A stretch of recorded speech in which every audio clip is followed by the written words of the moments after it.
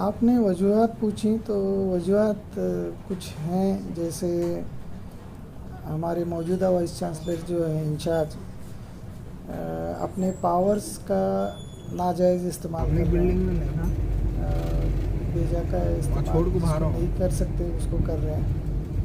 जैसे किसी पोजीशन का क्रिएट करना हो, किसी का अपॉइंटमेंट करना हो, या फंड्स हद से ज़्यादा यूज़ करना हो। यूज़ कर सकते हैं लेकिन उसका भी एक प्रोसीजर होता है। जैसे अगर किसी काम के लिए 2 करोड़ रुपये किसी बिल्डिंग के लिए होते हैं तो ये होना चाहिए प्रोसीजर के फाइनेंस कमेटी में जाए, फिर एग्जीक्यूटिव काउंसिल में जाए, फिर अप्रूवल दिया जाए, पैसे दिए जाएं। बजाय उसके उन्होंने इमीडिएटली उसको देने के लिए कहा। तो एज ए रजिस्टर मुझे वाइस चांसलर की बात माननी तो पड़ती है, लेकिन बेहतर यही होता है कि तरीका फॉलो किया जाए। और मेरे रिपेट्रिएशन का भी तरीका उन्होंने सही इस्तेमाल नहीं किया जिसको करना चाहिए। सर ये क्या इशू है, इसके बारे में थोड़ा डिटेल्स में हमारे व्यूवर्स को आप बताइए। एक्चुअली मैं सेंट्रल यूनिवर्सिटी कर्नाटका में रजिस्ट्रार के तौर पर काम कर रहा हूँ। जी। पिछले 2 साल से मैं यहाँ पे काम कर रहा हूँ। वैसे 2 साल पहले मेरा 5 साल के लिए अपॉइंटमेंट हुआ था और वहाँ से मौलाना आज़ाद नेशनल उर्दू यूनिवर्सिटी से मुझे यहाँ पे बुलाया गया था। 2 साल के लिए मेरी यूनिवर्सिटी ने भेजा था, फिर 2 साल के लिए एक्सटेंड कर दिया है। तो एक्सटेंशन का अप्रूवल मेरी पेरेंट यूनिवर्सिटी से भी है और बोरोइंग यूनिवर्सिटी में के वाइस चांसलर ने भी उस वक्त अप्रूव करके फ़ाइल में रिकॉर्ड किया है। अचानक नए वाइस चांसलर जब इंचार्ज आए तो उन्होंने जो है कल 5:30 के करीब मुझे बुला के जो है एक लेटर थमा दिया। लेटर है, ऑर्डर की शक्ल में नहीं है और न नोटिस है न कुछ और है। बस इतना बोला गया कि मुझे रिपैट्रिएट किया जा रहा है। रिपैट्रिएट करने की वजह भी उसके अंदर नहीं लिखी गई है। और फिर बस इतना लिखा गया है कि कॉम्पिटेंट अथॉरिटी ने अप्रूव नहीं किया। तो कॉम्पिटेंट अथॉरिटी कौन है? हमारे यहाँ पे कॉम्पिटेंट अथॉरिटी होती है एक तो एग्जीक्यूटिव काउंसिल, दूसरा होता है एग्जीक्यूटिव काउंसिल के चेयरमैन जो होते हैं वाइस चांसलर होते हैं। ये 2 कॉम्पिटिटिव अथॉरिटी हैं। हमारे जो कॉम्पिटिटिव अथॉरिटी हैं उन्होंने अप्रूव किया था पुराने वाइस चांसलर ने। अब बस एक फॉर्मेलिटी के तौर पर उसको जो है नई ईसी जब भी होगी उसको प्लेस करना बाकी था। और ये अचानक इस तरह से किसी का ऑर्डर हो या लेटर हो किसी को सर्व नहीं किया जाता। तो इन्होंने जो लेटर सर्व किया उसमें बहुत सारे लैप्सेस हैं। जिस तरह से ये फाइल मूवमेंट नहीं हुआ है और जो है कोई रीज़न्स सही तौर पर नहीं बताए गए हैं और कुछ टाइम देना चाहिए एम्प्लॉइज़ को, नहीं दिया गया है। अगर वाइस चांसलर अपने आप को कॉम्पिटेंट कहते हैं तो कॉम्पिटेंट वो वाइस चांसलर होता है जो विजिटर से नॉमिनेट किया जाता है। तो रेगुलर विजिटर होते हैं हमारे प्रेसिडेंट ऑफ इंडिया, और विजिटर अगर अपॉइंट करते हैं तो रेगुलर वाइस चांसलर आता है। प्रोफेसर अलगवाडी साहब खुद जो है इंचार्ज वाइस चांसलर हैं और इंचार्ज उस वक्त बनते हैं जब सीनियरिटी में जो सीनियर मोस्ट प्रोफेसर हैं, लेकिन उनकी सीनियरिटी के मामले में भी अभी डिस्कशन होना है, एक कमेटी बनना है। दूसरे और एक प्रोफेसर हैं जो सीनियर हैं, उनका क्लेम है कि उनकी सीनियरिटी ज़्यादा बनती है, तो उन्होंने रिप्रेजेंट किया है हमें। तो अकॉर्डिंगली उनके रिप्रेजेंटेशन को ये जिम्मेदारी होती है रजिस्ट्रार की कि सीनियरिटी का रिकॉर्ड मेंटेन करें तैयार करके। तो उसके लिए मैंने प्रोसेस किया है फाइल में।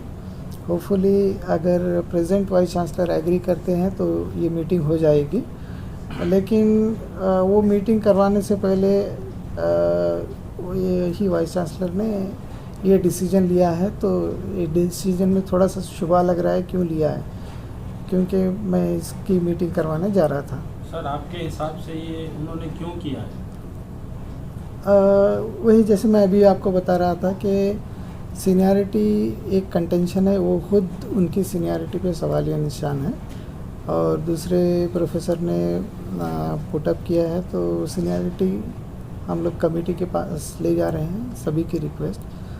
जब होगा तो तय पाएगा कि कौन तो आपकी जो प्रोसीजर है वैसे मुझे 5 साल के लिए बुलाया गया, तो 5 साल का टर्म तो होना चाहिए।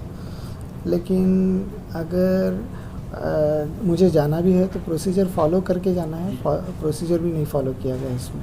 तो ये होने की वजह क्या है सर? एक्चुअली जो है ना, आप कह रहे हैं कि कल रात में या ये डिसीज़न हो गया है, जबकि जो है ना यूनिवर्सिटी का टाइम जो है ना 5 बजे तक है। 5 बजे के बाद डिसीज़न लेने की वजह क्या थी? यूनिवर्सिटी का टाइम हमारे यहाँ पे 5:30 तक चलता है, तो 5:30 के करीब ही हुआ है। वैसे मेरे कलीग्स के साथ मैं 5:30 बजे ही मीटिंग कर रहा था, जी। क्योंकि एज ए रजिस्टर मुझे आज का काम तो करना ही करना है, कल परसों और आने वाले हफ्ते की भी तैयारी करना है अपने कलीग्स के साथ। वो कर रहा था तो मुझे अचानक बुला के दिया गया, वो सरप्राइजिंग था मेरे लिए। और आखिरी में एक क्वेश्चन ये है कि अगर आपका ये जो आपका जो ट्रांसफ़र का जो चल रहा है प्रोसेस, अगर ये आपको रोकेगा नहीं तो आप आगे आने वाले दिनों में क्या करेंगे? मैं अपने साथियों से बात करूंगा और जो भी लॉ ऑफ लैंड परमिशन देता है, जो कॉन्स्टिट्यूशन में प्रोविजंस हैं और जो university MHRD ministry of education के रूल्स बनते हैं, मैंने इन तमाम को अपने रिप्रेजेंटेशन भी दी हैं, उसी के तहत कायदे में रहकर कोशिश करूंगा। सर, जब आपने आपके हायर अथॉरिटी से इस बारे में बात की तो उनका क्या कहना? हमारे हायर अथॉरिटी खुद वाइस चांसलर हैं, उन्हीं का डिसीजन है, उनसे लेकिन आप आर्बिट्री है, सही डिसीजन नहीं है, जिसके लिए मैंने दूसरों को रिप्रेजेंट किया है।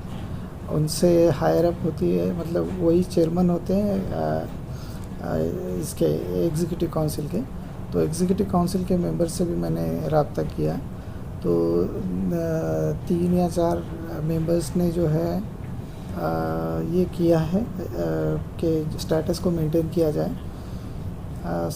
बस मैं देख रहा हूँ, लेकिन साथ में ये भी चेंज देख रहा हूँ यूनिवर्सिटी के अंदर के वेबसाइट पे रजिस्ट्रार का नाम बदला गया है, दूसरे रजिस्ट्रार ऑपरेट कर रहे हैं कैंपस के अंदर, ये सारी तो ये आपको बिना बोले उन्होंने एक्चुअली आपको फ़ोटो चेंज कर दिया, आपका पासवर्ड और आपकी जो है ना वेबसाइट में से नाम भी निकाला? हाँ जी जी। तो आपको इस बारे में कुछ डिटेल्स वगैरह कुछ राइटिंग में या कुछ नहीं नोटिस राइटिंग में वगैरह कुछ नहीं दी? राइटिंग में नहीं है, तो जो उनका स्टेटस को उनको मानना चाहिए, बस मैं उसका इंतज़ार कर रहा हूँ, स्टेटस को जो कहा गया। वही, अगर आखिरी में अगर आपकी जो मांग है पूरी नहीं होगी तो आप आने वाले दिनों में क्या जो है ना आप स्ट्रेंथ करेंगे इसके बाद? कानून के दायरे में जो हक बनता है उसमें कोशिश करूँगा, बस इतना ही है। वेट करता हूँ, लेकिन मैं पुरुम्मीद हूँ कि हो सकता है कि रिव्यू होगा और जो गलती हुई है उसको दुरुस्त किया जाएगा।